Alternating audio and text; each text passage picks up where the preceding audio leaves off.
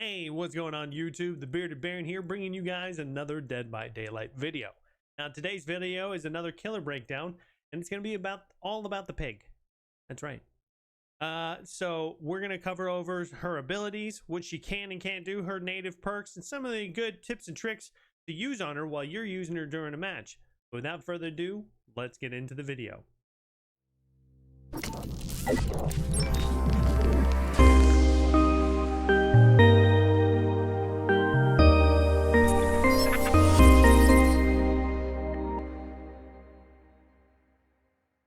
Alright, so the first things first is we're going to be covering over her 3 native perks. Now the first one here is make your choice. Now if a survivor unhooks another survivor and I'm at least 32 meters away, make your choice will activate, giving that survivor who rescued the exposed status effect for 60 seconds. This essentially makes them a one-hit down, and it's very powerful if you can follow up to a hook after somebody has been unhooked.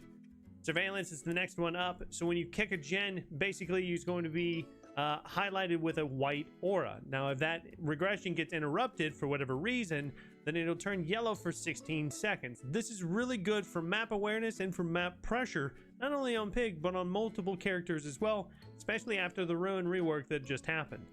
Hangman's trick is the third and final native perk. This one I'm not too big of a fan of. It's kind of a useless perk in my opinion, because you get a notification when the survivor is saboing a hook. However, saboed hooks only last for 30 seconds. So you just wait 30 seconds and the hook comes back up. And you also see the aura of a survivor that's within 6 meters of the hook.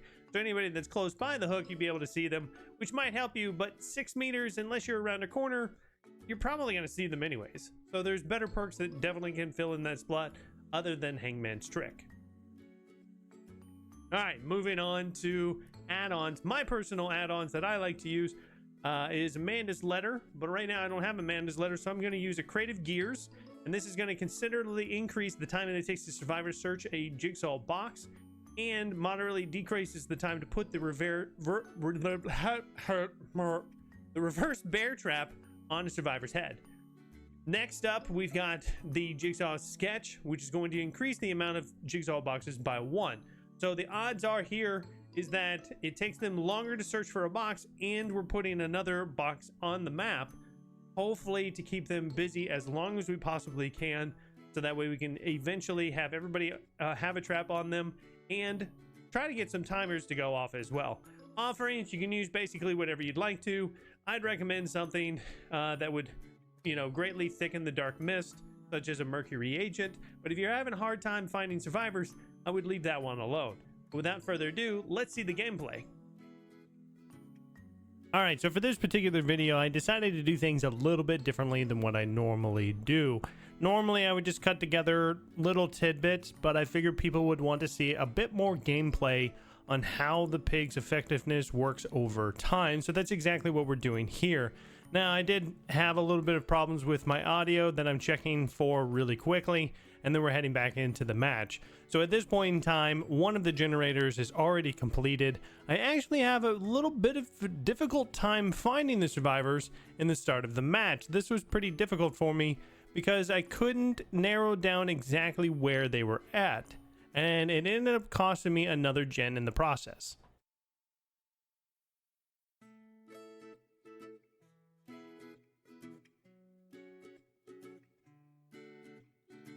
So the idea behind the pig here is that we're going to find a survivor, we're going to down them.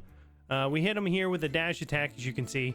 I'm following up on the chase, but I do know that Steve is nearby. So we're going to down this Adam really quickly. We're going to put a trap on his head, and then I'm pretty certain that the survivor is back over at the generator still, like a lot of players like to do. So I head back over in that area, and yep, we see Steve over here again.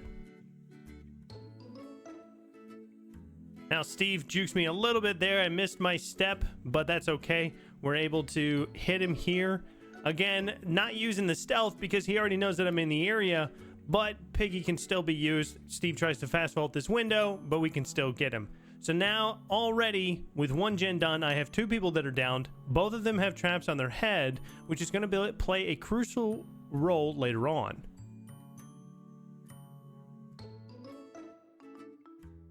So at this point in time, Steve has been hooked. I'm going to look for the Adam, and I end up finding another survivor, Nancy, in the process. As you can see here, when I head over into the corn, I didn't see her at first, but when I do find her, there she is. She was able to get up the Adam as well, but I'm easily able to knock him back down. But now the Nancy is one hit as well. So I'm going to continue on the chase with Nancy here, especially because I know in the match that she's one of the people that brought in a flashlight.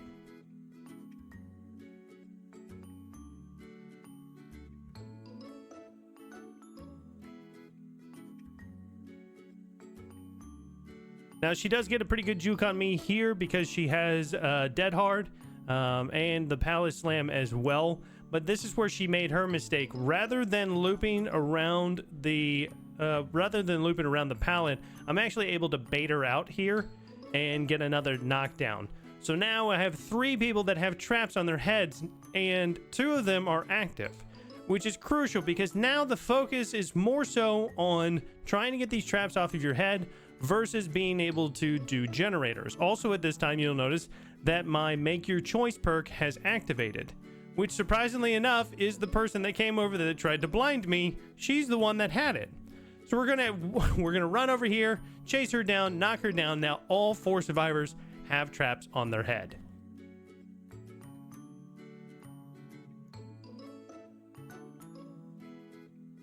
So this is crucial for me at this point. I need to capitalize on this as quickly as possible.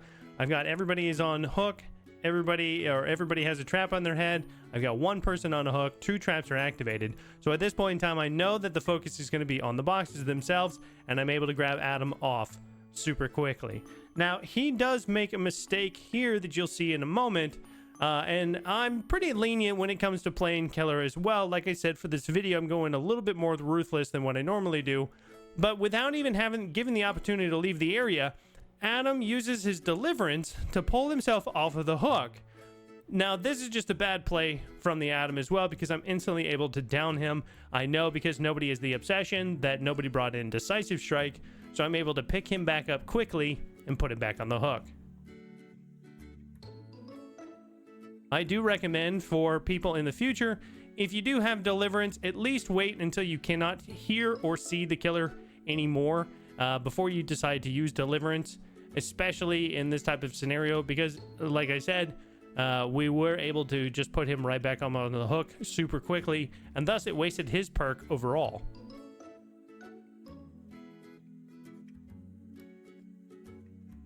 Now I'm going around and I'm using my surveillance and kicking in gen for regression. So that sets the generator to white. So I'll know if anybody starts to work on it because it will glow yellow. And I'll show you an example of this a little bit later on of what that looks like. But as you can see here, we found the Nancy where I was able to understand that she was going to use her Dead Hard again, and we were able to plan for it, and I was able to knock her down. And at this point in time, the survivors basically are just scrambling, trying to get it at this point. As you'll notice here, one of the survivors, actually their trap went off and he died. And the other survivor, the Adam here, he simply gave up for the match, so it decided to disconnect. Again, I don't recommend doing that, especially these days, because you do get a penalty. It's a 5-minute penalty starting off right off the bat and then goes up from there. But as you can see with the pig, we're able to get a 4K pretty quickly with 3 gens only, or 2 gens only being able to be completed. One of the things I will show as well is that with the pig's dash attack, you can actually hook around buildings pretty quickly. And I wanted for people to be able to see that you can hit around tight corners pretty quickly. You can also 180. This is used extremely well when using it for mind gaming purposes, especially around a pallet. If survivors are around them for whatever reason or around a large loop, you can use that dash attack to be able to hit people really, really effectively and be able to move forward from that pallet loop.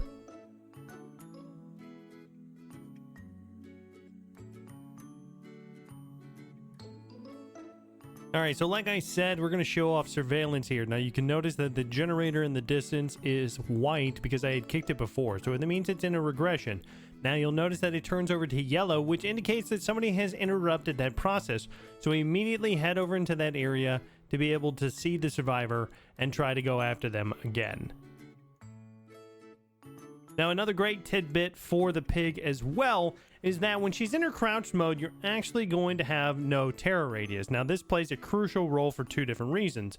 One, it can be used as part of an insidious type of play where you're sitting around the hook, or in this case, if you suspect that the survivor is also going to have borrow time, this also negates borrow time. Now, I included in the pig's mori here as well as a little bonus feature, but as you can tell, it's not really that whole much to write home about, but it is quite fun nonetheless. Now, the last little thing that I want to showcase here as well is you can see that this Dwight has the trap that's on his head. You'll notice that the little red indicator is around him. Now, what happens is when I go into a chase with the Dwight, his timer actually stalls.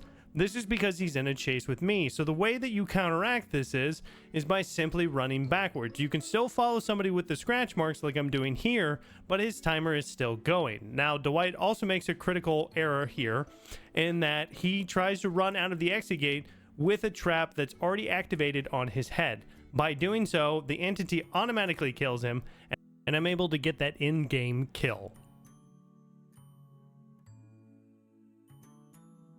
Alright guys, that's my video. Did I miss anything? Let me know in the comment section below. Also, what's the next killer you'd like for me to break down?